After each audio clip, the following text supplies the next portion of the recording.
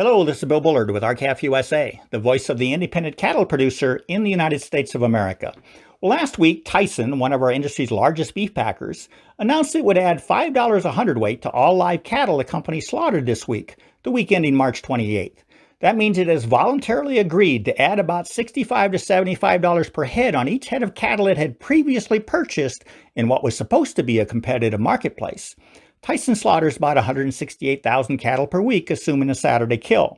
So Tyson is adding somewhere around $11.5 million to the market, which again is supposed to be competitive.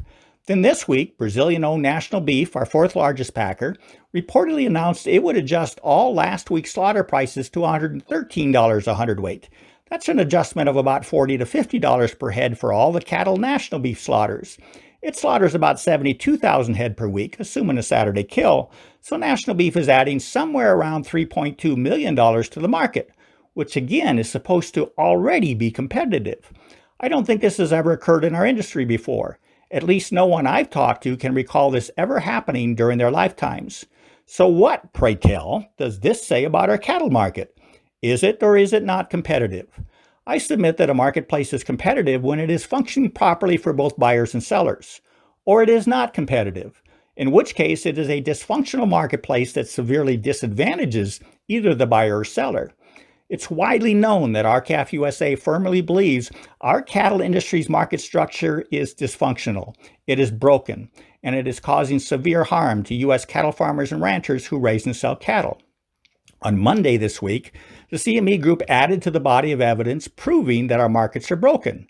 The CME Group took emergency action to increase price limits in the March 2020 contract month of the feeder cattle futures contract to $10 a hundredweight to ensure that trading is not constrained. It stated the CME feeder cattle index experienced unexpected volatility resulting from reported prices that had been adversely affected by the COVID-19 virus. The effect of Tyson and National Beef's action, and that of the CME Group, is to focus everyone's attention on, and to be very polite, we'll call it an anomaly in the market. That is, the effects of the COVID-19 virus on the cattle market beginning last week, the week ending on Saturday, March 21st. But wait a minute. The price of fed cattle the previous week, the week ending March 14th, was $1 per hundredweight less than the last week's COVID-19 affected market. And our cattle markets were collapsing since the beginning of this year. In fact, the inexplicable cattle market collapse that began in January of this year was merely a repeat of the inexplicable collapses after March of 19, February of 18, May of 17, March of 16, and the collapse of all collapses that occurred after 2014. All these market collapses occurred when beef demand was high, when exports were high, and when consumers were continuing to pay record to near record prices for beef. What we know, and what you know, is that the crisis our cattle industry is facing was not caused by the COVID-19 virus.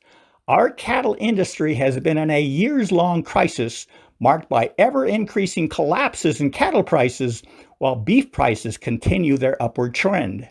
This reveals severe market failure in the structure of our U.S. cattle markets, a complete and absolute disconnect between the value of cattle and the value of beef. Now remember, the only ingredient in beef is cattle, so this is real. The disconnect was not caused by the COVID-19 virus, as the rest of the meatpacking lobby wants you to believe. No, this disconnect has been going on for years, and no one but us, has even acknowledged that it is destroying our U.S. ranching industry as we know it today. The COVID-19 crisis has merely shined a spotlight on our ongoing systemic problem. So we urge you to join with us and to immediately call your members of Congress with this message. Do not pass any cattle industry bailouts unless it is accompanied by real market reforms that will require all beef sold in America to be labeled as to where it was born, raised, and slaughtered, and that limits the volume of cattle that packers accumulate as captive supplies that weaken the integrity of our price discovery market, our industry's cash market. America's cattle producers don't want a bailout. They want their industry back.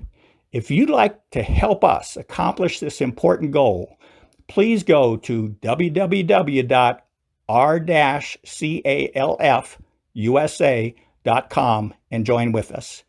Thank you, have a great week, and goodbye.